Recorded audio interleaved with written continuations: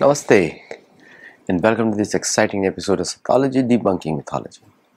Psychology के इस episode में बहुत बहुत स्वागत है। दुनिया में उथल पुथल है। अमेरिका का मंत्र आपको मालूम है, कल मैंने बताया था कि अमेरिका का ऐसा कोई सगा नहीं जिसको अमेरिका ने ठगा नहीं। ये मंत्र है। ये शुरू से एंग्लो सैक्सन हिस्ट्री से है और हमारा सैथोलॉजी चैनल है तो हम लोग हिस्ट्री पे बहुत बात करते हैं। तो अगर आपको इतिहास में इंटरेस्ट नहीं है तो आपको ये समझ में नहीं आएगा जो मैं बात कर रहा हूँ, तो आप इसको ध्यान से सुनिए पूरा शो।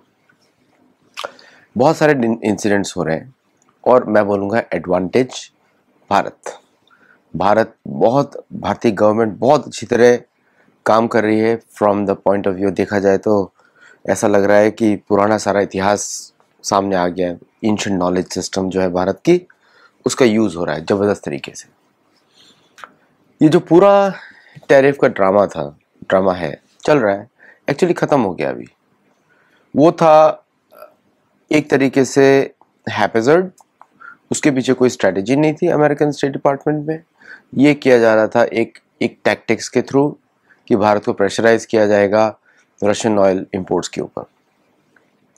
अब क्योंकि मोदी जी ने इंटरफियर किया तो मोदी जी तो शुरू से बोल रहे हैं it's not an era of war.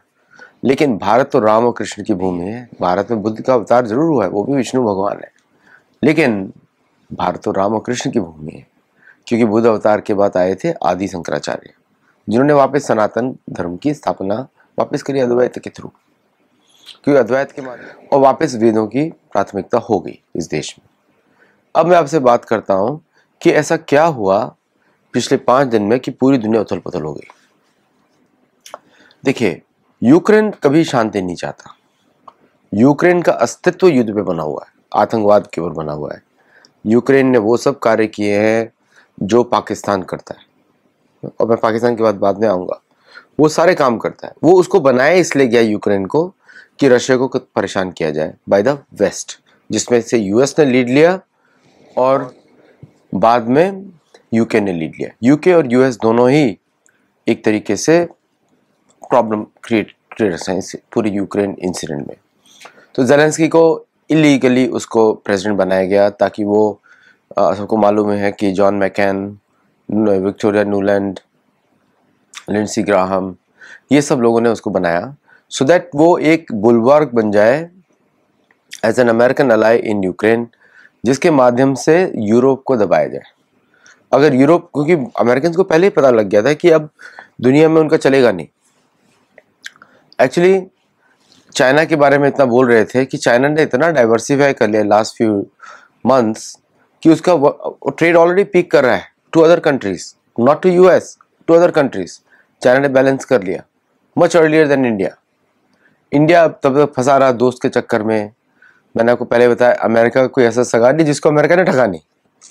तो अमेरिका को दोस्ती है, माय फ्रेंड बोलते बोलते चूना लगाते रहे ट्रम्प, और भारत इतनी जल्दी डाइवर्सिफाई नहीं कर पाया। तो भारत ने अब शुरुआत की है।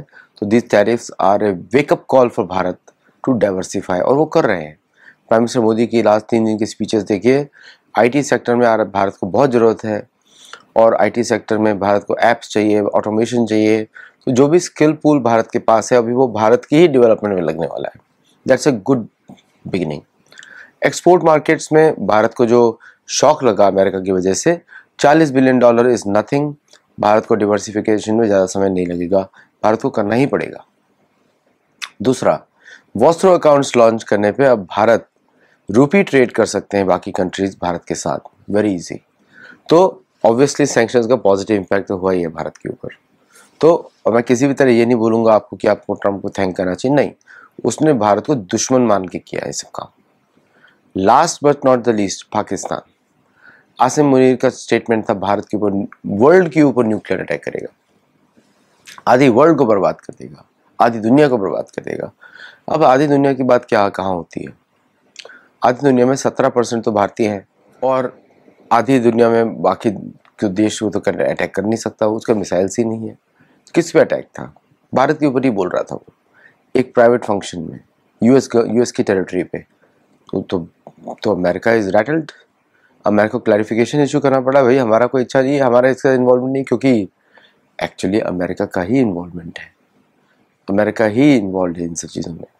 तो इसको भारत ने क्या जवाब दिया कि भाई it is we are surprise कि फ्रेंडली कंट्री, अमेरिका कब से फ्रेंडली हो गया, लेकिन बोलना पड़ता है डिप्लोमेटिक लैंग्वेज में, क्योंकि America is not a friend. उसके सारे एक्शंस एंटी इंडिया हैं, उसके सारे जो, और आपको लग रहा है कि आईटी सर्विसेज में H1B के वीज़े कर रहे हैं। H1B is an American visa, वो अमेरिकन का प्रेरोगेटिव है। Is just like Bharat visa बनाता है फॉरेन वर्कर्स को काम करने के लिए, दैट इज इंडियाज प्रेरोगेटिव। जब मर्जी है उसको बंद कर सकते हैं, उस पर प्रेशर नहीं डाल सकते। ओके, तो उनका इंटरनल वीज़ा है। क्या उनका आईटी इंडस्ट्री सर्वाइव करेगा? They don't care, they don't care, उनको कोई फ़र्क नहीं पड़ता। अमेरिकन को कोई फ़र्क नहीं पड़ता आईटी इंडस्ट्री चले या ना चले, क्योंकि अमेरिका का फोकस बदल चुका है। अमेरिका उसको आउटसोर्स कर सकता है, दूसरी कंट्रीज़ को भेज सकता है, many things they can do because they it's their industry. Bharat को भेजना चाहते हैं या नहीं भेजना चाहते हैं, that is a different matter all together.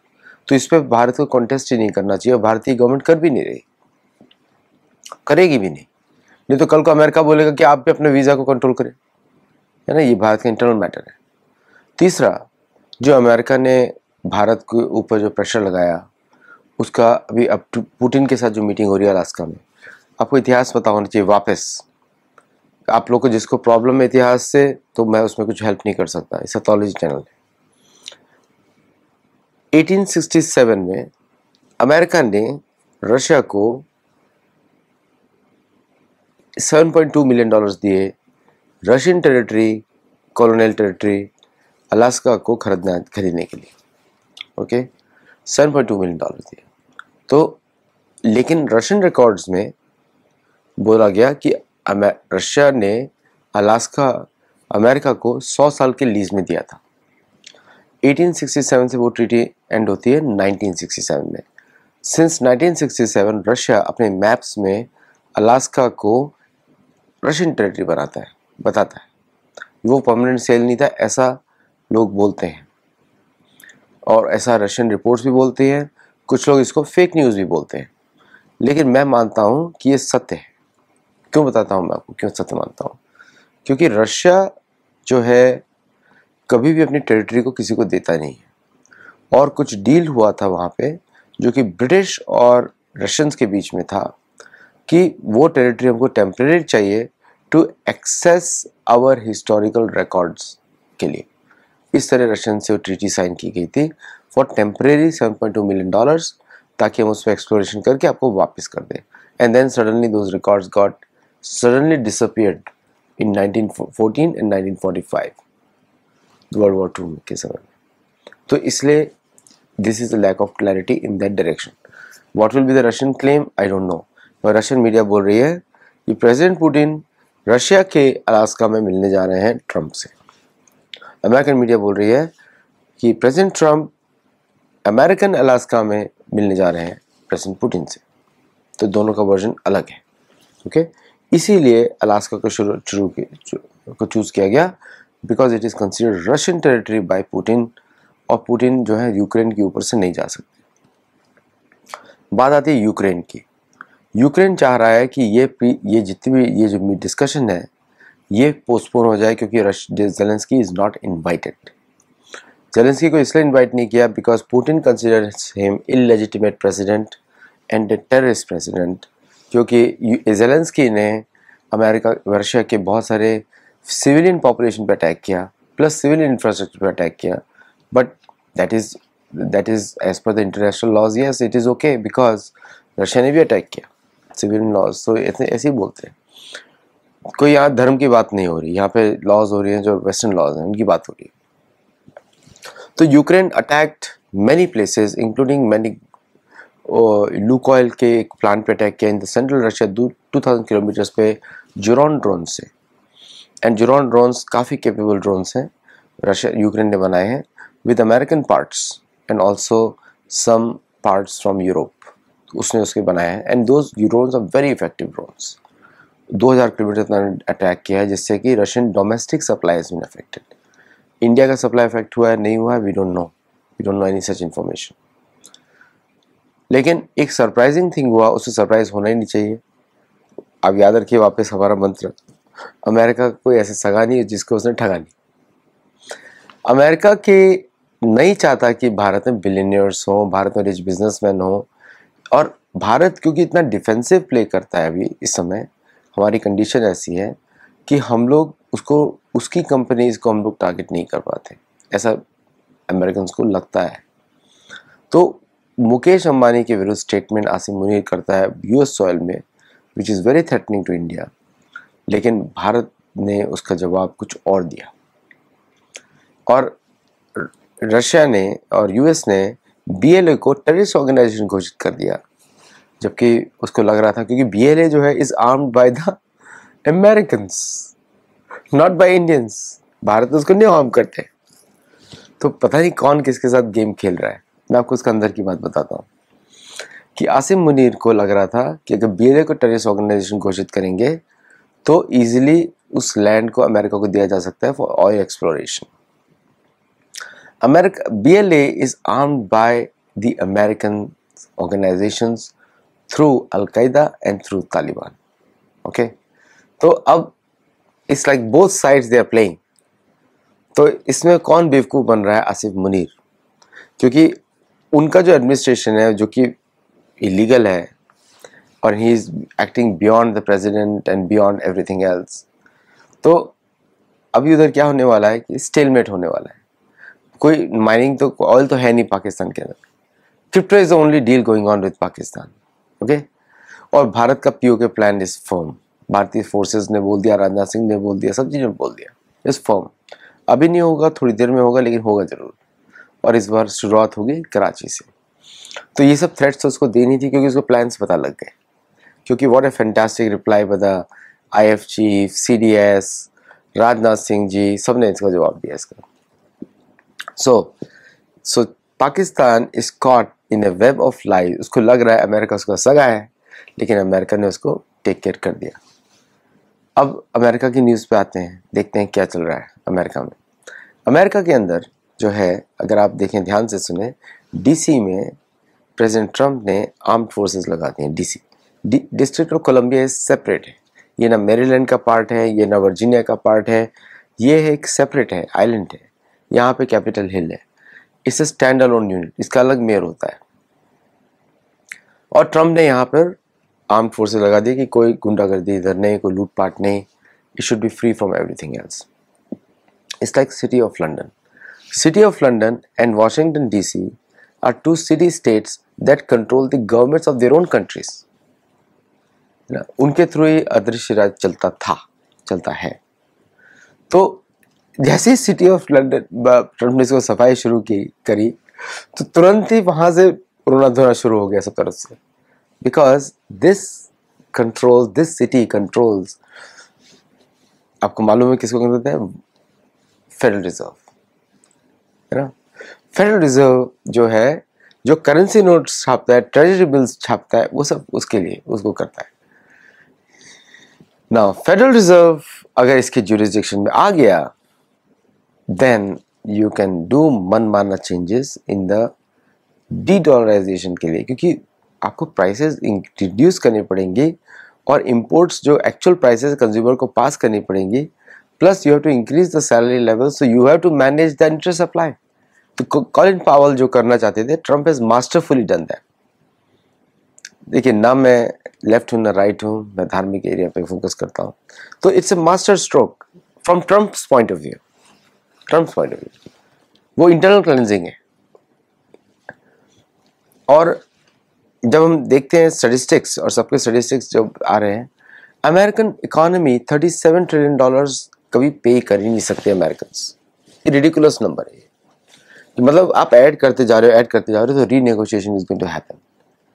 इसका मतलब ये है कि एक्चुअल डेट विल रिड्यूस, मतलब ये करने वाले हैं कि actual debt of US will reduce to less than $16 trillion. मैं आपको पहले ही बता रहा हूँ, वो उसको कैलकुलेशन चेंज कर देंगे। तो इसलिए चाइना इज वेरी और कंज्यूमर प्राइस इंडेक्स बढ़ने वाला है जुलाई का, बहुत ज़्यादा बढ़ेगा टैरिफ्स की वजह से। तो सब लोग गेम खेल रहे हैं with the money, with the numbers. और एक्चुअल कंज्यूमिंग पॉपुलेशन है, अगर आप 200 मिलियन लोग हैं 200 मिलियन में अगर मैं 1 लाख सबकी सैलरी डालूं तो कितना हो जाता है? 1 लाख अगर सैलरी डालूं तो मतलब 200 मिलियन, तो मतलब $20 ट्रिलियन की इकॉनमी बनती है total, not more than that. $20 trillion की इकॉनमी बनती है। और $20 ट्रिलियन की इकॉनमी अगर हम देखें, is not a big economy अगर पीपीपी के टर्म्स में देखें, because the cost of living is high, the cost of living has to go down, so market correction has to happen, so city of DC has to be taken care, क्योंकि वो बढ़ाता ही जा रहा है, they are not budging। उनको लग रहा था ऐसे करेंगे तो American government will be indebted to them, but इससे ये तो कंट्रोल कर रहा है उस सिटी को भी, तो then American government will not be dependent on them. So lot of massive changes which are going to correct the American economy to its right size. तो उसमें उनको वापस जो $1 ट्रिलियन का जो एक्सपेंडिचर दिखाते हैं डिफेंस में, वो एग्जैजरेटेड नंबर है। अगर $1 ट्रिलियन का एक्सपेंडिचर होता तो सोल्जर्स को डेंटल ट्रीटमेंट तो मिलना चाहिए था, क्यों नहीं मिला? सोल्जर्स को नॉट ओनली डेंटल ट्रीटमेंट मिलना चाहिए था, सोल्जर्स को फुल मेडिकल बेनिफिट मिलना चाहिए था, they should have got the full education stipend, वो भी नहीं मिला। तो how come it is $20 trillion economy, $37 trillion debt? ये क्वेश्चन उठेंगे अभी धीरे धीरे। अच्छा, अगर हम थोड़ा और हम देखें भारत की साइड से, भारत एकदम सही पॉलिसी खेल रहा है। Advantage India, they are keeping silent, they are diversifying. वो जो ट्रीटीज जो उनको लग रहा है, they are calculating what is the risk and they are making sure that they are diversifying in a good way. Vostro account is a step in that direction. उसका impact आपको 3 साल के बाद दिखाई देगा, अभी नहीं। जो चाइना ने चेंजेस किए थे 5 साल पहले 2022 में, अब उसको चेंजेस दिखाई दे रहे हैं। तो भारत ने 25 में चेंजेस किए हैं, तो 28 में चेंजेस दिखाई देंगे। 28 में आप देखेंगे कि भारतीय economy will be significantly diversified, और जो $40 बिलियन का जो चपत अभी लग रहा है, it will become $120 billion surplus from other countries, and then America would like to import from India. क्योंकि चाहे वियतनाम हो, चाहे बांग्लादेश हो, चाहे और भी कोई कंट्रीज हो, the best cotton comes from India and Egypt. The best cotton 2 countries होता है, तो कॉटन तो सभी लोग बाहर से ही ले रहे हैं, तो Bharat can increase the prices on cotton, तो कपड़े अपने आप ही महंगे हो जाएंगे हर तरफ से, राइट? वो लोग सोच रहे हैं कि हम डाइवर्सिफाई कर देंगे, Bharat can increase the price of the cotton. इतना कॉटन तो इजिप्ट बनाता नहीं है। द मोमेंट तो farmers in India going to benefit on the cotton side. Okay, तो भाई अपना कॉटन जो भी चला रहा है मस्ट इंक्रीज द प्राइसेस, जो भी कॉटन की इंडस्ट्री चला रहा है भारत में।